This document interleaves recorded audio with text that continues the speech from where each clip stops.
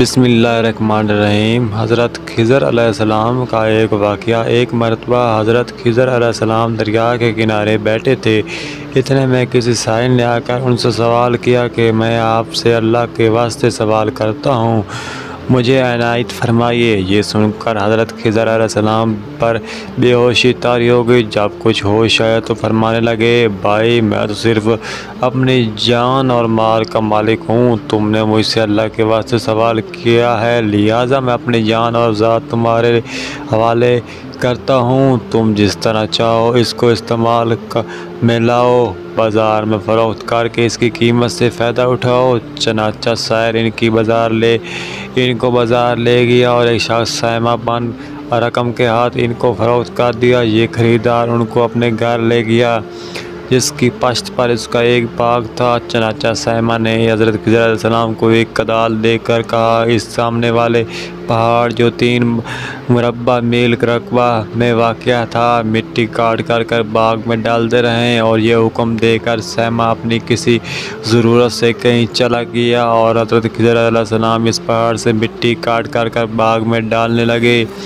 جب سیمہ واپس آیا تو اس نے گھر والوں سے دریافت کیا، تم نے غلام کو کھانا بھی کھلایا یا نہیں؟ گھر والوں نے جواب دیا کہ ہمیں معلوم ہی نہیں، غلام کہاں ہے؟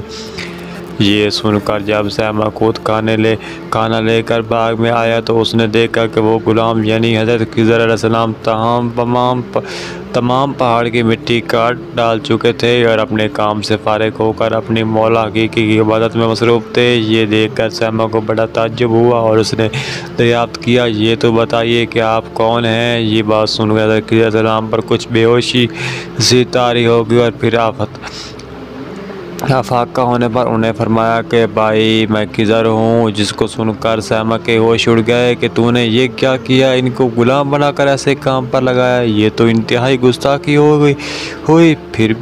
پھر ہوش آنے پر سیمہ نے تو توبہ کی اور پروردگار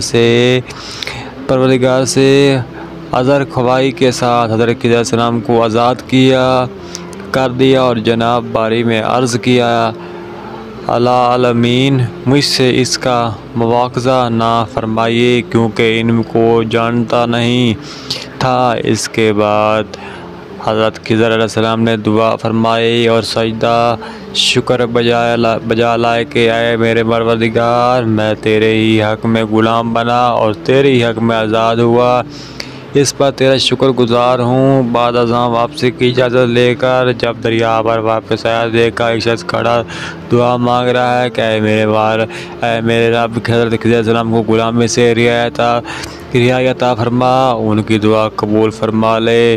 حضرت خضر علیہ السلام نے یہ دیکھ کر اس شخص سے دریافت کیا، کیا آخر تو کون ہے؟ تو اس شخص نے بتایا، میں تو شاذون ہوں، آپ کون ہیں؟ انہوں نے فرمایا کہ میں خضر ہوں۔ اس کے بعد شاذون نے کہا، اے خضر، تم نے اپنے لیے رہنے کا مکان بنا کر دنیا طلب کی ہے، کیونکہ حضرت خضر علیہ السلام کا دریا کنارے پر ایک عبادت خانہ تھا۔ بس یہ سن کر وہ فوراً میدان میں نکل آئے اور وہیں اللہ کی عبادت میں مصروف ہو گئے۔ اس کے بعد حضرت خضر علیہ السلام نے اسی جگہ ایک درخت لگایا اور اس کے سائے میں عبادت شروع کی۔ تو آواز آئی، خضر، جب تم نے درخت کے سائے میں سجدہ کیا، تم نے دنیا کو آخرت پر ترجیح دی، مجھے اپنی عزت اور جلال کی قسم ہے، مجھے دنیا کی محبت میں رضامندی نہیں ہے۔ اس کے بعد حضرت خضر علیہ السلام شاذون فرشتے سے کہا، اے شاذون، دعا کرو، اللہ تعالیٰ میری توبہ قبول فرمائے۔ چنانچہ شاذون نے دعا کی اور اللہ تعالیٰ نے شاذون کی برکت سے حضرت خضر علیہ السلام کی توبہ قبول فرمائی۔